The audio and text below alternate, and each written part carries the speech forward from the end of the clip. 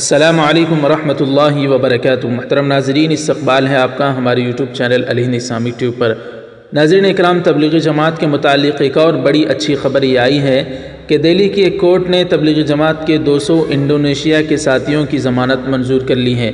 جی ہاں ناظرین اکرام، دہلی کی ایک عدالت نے چہارشنبے کے روز 200 ایسے انڈونیشیائی باشندوں کی ضمانت منظور کر لی جن کے خلاف تبلیغی جماعت کے مرکز نظام الدین میں منعقدہ اجتماع میں شرکت، ویزا کے اصولوں کی خلاف ورزی، غیر قانونی سرگرمیوں میں ملوث ہونے اور کووڈ-19 کے وبا کے بعد جاری کردہ سرکاری رہنما خطوط یعنی لاک ڈاؤن کی خلاف ورزی کرنے کے الزامات عائد کیے گئے تھے۔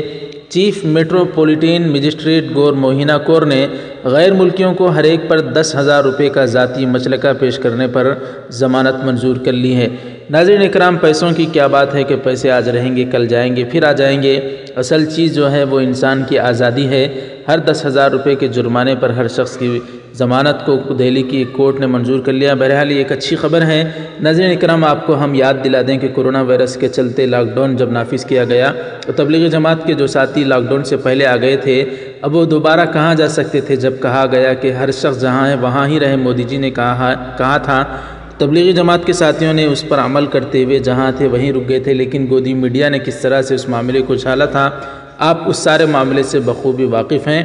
اب الحمدللہ تبلیغی جماعت کے ساتھیوں کی ضمانت منظور کی جا رہی ہے، ایک بہرحال اچھی خبر ہے۔ آپ حضرات اس سارے معاملے پر کیا رائے رکھتے ہیں، کمنٹ باکس میں اپنی رائے کا اظہار کریں، ویڈیو کو لائک کریں، زیادہ سے زیادہ شیئر کریں، چینل کو سبسکرائب فرما کر بیل آئیکن پر کلک کر کے آل پر کلک کر دیں۔ جزاک اللہ، والسلام علیکم ورحمۃ اللہ وبرکاتہ۔